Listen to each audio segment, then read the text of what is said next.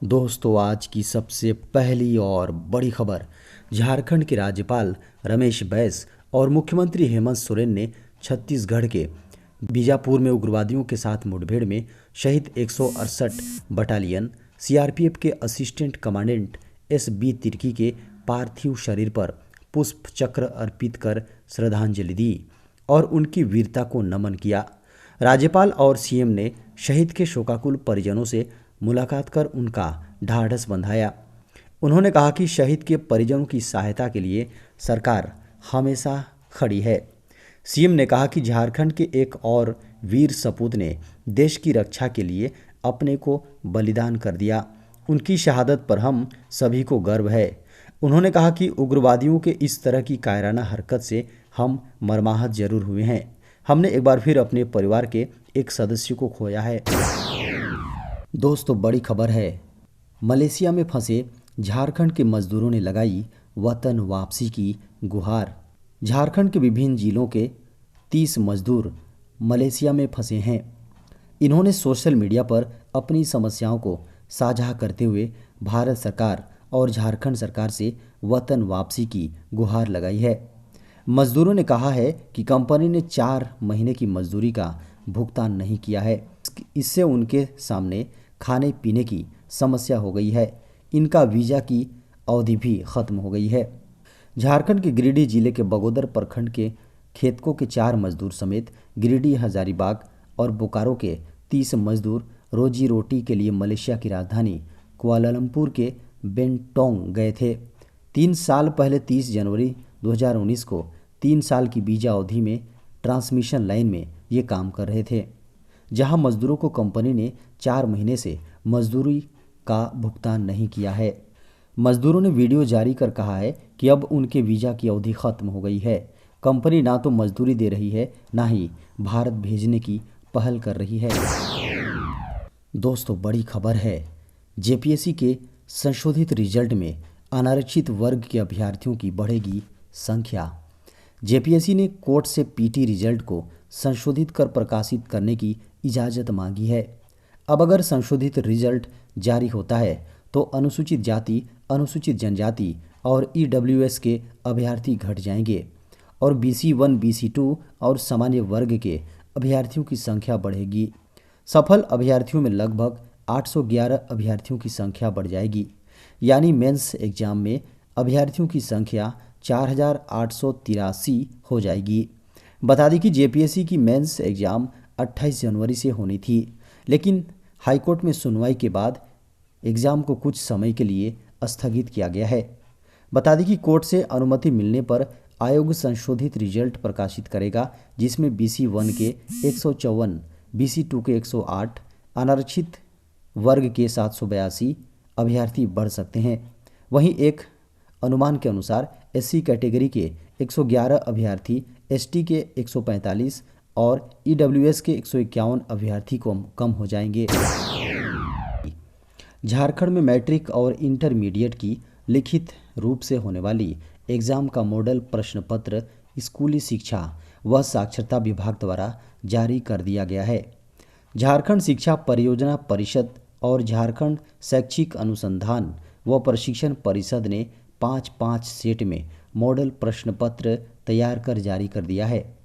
Model प्रश्न पत्र के आधार पर अब जैक एग्जाम के लिए प्रश्न पत्र तैयार करवाएगा।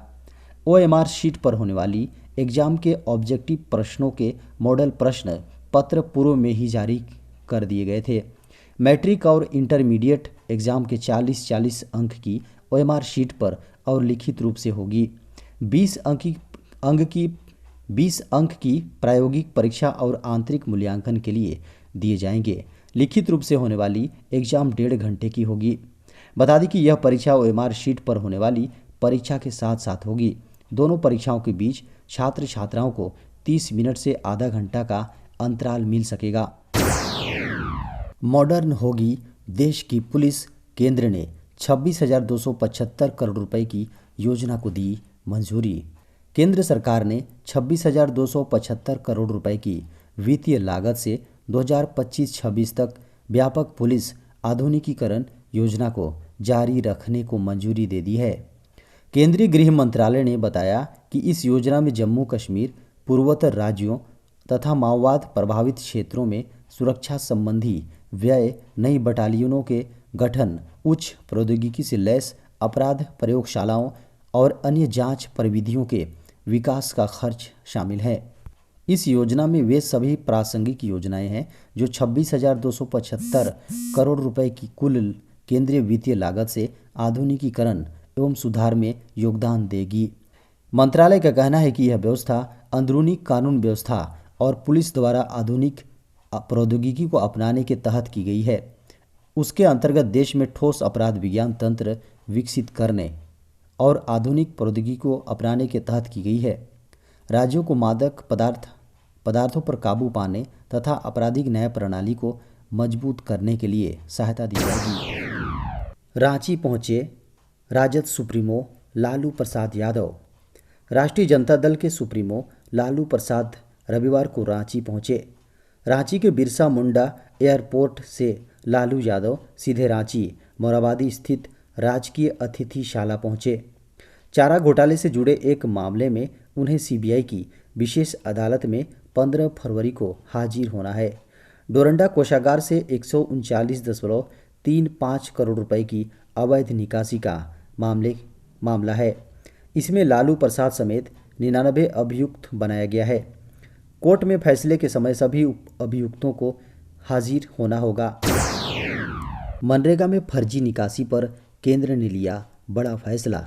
केंद्र सरकार महात्मा गांधी राष्ट्रीय ग्रामीण रोजगार गारंटी कानून यानी मनरेगा को सख्त बनाने की तैयारी कर रही है, क्योंकि पिछले 2 वर्षों के दौरान इस योजना के तहत ग्रामीण रोजगार कार्यक्रम में काफ़ी गड़बड़ियां सामने आई थी। केंद्र ने 2022-23 के लिए मनरेगा के तहत 73,000 करोड़ रुपए आवंटित किए हैं, जो चालू वित्त वर्ष के संशोधित अनुमान में दिए गए 98,000 करोड़ रुपए से 25% कम है। अगले वित्त वर्ष के लिए आवंटन चालू वित्त वर्ष के लिए बजट अनुमान यानी बीई के बराबर है। बताया जा रहा है कि पिछले 2 वर्षों में बीई के मुकाबले आवंटन काफ़ी अधिक रहा है और यह पाया गया कि इसमें ज़बरदस्त फर्जीवाड़ा हो रहा है तथा बिचौलिए योजना के तहत लाभार्थियों के नाम दर्ज करने के लिए पैसे ले रहे हैं। दोस्तों, बड़ी खबर है, ओबीसी आरक्षण मामले में निर्णय के बाद होगा पंचायत चुनाव की घोषणा। राज्य निर्वाचन आयोग ने झारखंड में पंचायत चुनाव कराने के लिए प्रस्ताव तैयार कर सरकार को भेज दिया है। आयोग ने मार्च, अप्रैल और मई में तिथियों का निर्धारण कर चुनाव कराने का प्रस्ताव दिया है। कहा है कि सुप्रीम कोर्ट के फैसले के मुताबिक ओबीसी आरक्षण पर निर्णय कर राज्य सरकार चुनाव की तिथियां निर्धारित करे। राज्य सरकार द्वारा चुनाव की तिथि तय कर प्रस्ताव आयोग को लौटाया जाएगा। उसके बाद राज्यपाल की अनुमति लेकर आयोग द्वारा चुनाव की अधिसूचना जारी की जाएगी। सुप्रीम कोर्ट के आदेश अनुसार पंचायत चुनाव में ट्रिपल टेस्ट के आधार पर ओबीसी आरक्षण का प्रावधान लागू किया जाना है।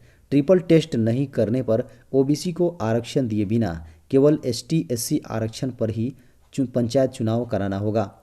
हालांकि किसी भी परिस्थिति में कुल आरक्षण का 50% से अधिक नहीं दिया जाएगा। ट्रिपल टेस्ट के तहत कमीशन का गठन कर ओबीसी का डेटा इकट्ठा कर उसी आधार पर चुनाव में ओबीसी आरक्षण दिया जाना है। टर्म 2 एग्ज़ाम के लिए जारी होंगे नए एडमिट कार्ड, सीबीएसई ने दी यह जानकारी। सीबीएसई बोर्ड एग्ज़ाम को लेकर नया अपडेट सामने आया है। सीबीएसई टर्म 2 एग्ज़ाम का आयोजन अप्रैल में किया जाएगा। सीबीएसई बोर्ड 10वीं और 12वीं की टर्म 2 एग्ज़ाम पैटर्न में बदलाव है। बता दें कि सीबीएसई टर्म 2 एग्ज़ाम के लिए नए एडमिट कार्ड जारी किए जाएंगे। सीबीएसई टर्म 1 एग्ज़ाम दिसंबर 2021 में आयोजित की गई थी। उसके बाद से ही छात्रों को सीबीएसई टर्म 1 रिजल्ट का बेसब्री से इंतज़ार है। उम्मीद की जा रही है कि सीबीएसई बोर्ड जल्द ही ऑफिशियल वेबसाइट cbse.nic.in पर टर्म 1 रिजल्ट जारी कर देगा। साथ ही छात्रों ने सीबीएसई टर्म 2 परीक्षा की अपनी दुरुस्त तैयारी भी शुरू कर दी है। दोस्तों, बड़ी खबर है, सरकार ने कच्चे पाम ऑयल पर घटाई कस्टम ड्यूटी। सरकार ने शनिवार को कच्चे पाम तेल के प्रभावी सीमा शुल्क को घटाकर 5.5% कर दिया है। इस कदम से खाद्य तेल की कीमतों को कम करने और ग्राहकों को राहत देने में मदद मिलेगी। एक आधिकारिक अधिसूचना में शनिवार को कहा गया कि कच्चे पाम ऑयल पर अब 5% का कृषि अवसंरचना विकास उपकर लगेगा, जो अब तक 7.5% था। इस कटौती के बाद कच्चे पाम तेल पर प्रभावी सीमा शुल्क 8.25% की जगह 5.5% हो जाएगा। कारोबारियों ने बताया कि इस कटौती से कीमतों में प्रति क्विंटल 280 रुपये की कमी आ सकती है। सरकार ने इससे पहले अक्टूबर 2021 में भी खाद्य तेल के आयात शुल्क में कटौती की थी।